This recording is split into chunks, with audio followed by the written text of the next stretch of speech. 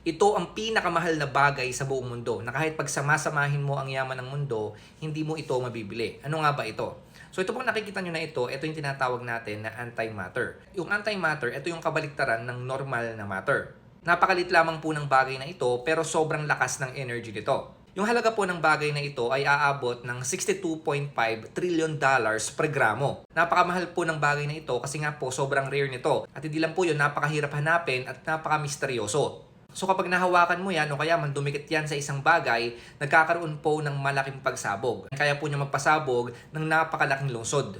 So hindi po siya pwedeng ilagay sa normal lamang na container kasi nga sasabog siya kapag nilagay siya doon. So kailangan mailagay po siya sa isang magnetic fields o parang invisible na cage para doon po siya mailagay.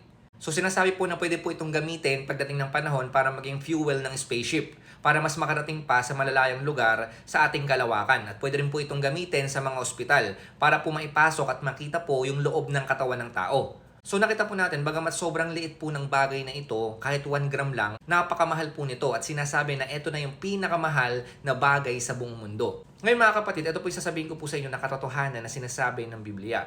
Alam niyo po ba, nung tinanggap niyo yung ating Panginoong Jesucristo bilang Panginoon at tagapagligtas ng buhay niyo, natanggap niyo na po yung pinakamahal na bagay sa buong mundo. At hindi po yan yung antimatter, kundi yung kaligtasan na binigay ng ating Panginoong Jesucristo para sa ating lahat na nananampalataya sa Kanya. So wala pong katumbas yung kaligtasan po na yon. Hindi po yun mabibili ng pera, ng ginto, o ng kahit ano paman. Sa pamamagitan po ng dugo ng ating Panginoong Jesucristo, nabayaran po lahat ng kasalanan natin. At pwede po tayo makapasok sa langit sa pamamagitan po noon.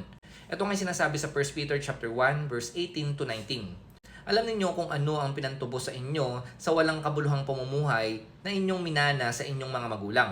Tinubos kayo hindi sa pamamagitan ng mga bagay na nasisira tulad ng ginto o pilak, kundi sa pamamagitan ng mahalagang dugo ni Kristo. Siya'y tulad ng korderong walang dungis at kapintasan. Bagamat alam po natin na walang makakatumbas na anumang pong bagay sa mundo na ito, doon po sa kaligtasan na nakamit natin sa pamamagitan ng ating Panginoong Jesucristo, ibinigay niya po sa atin to ng libre.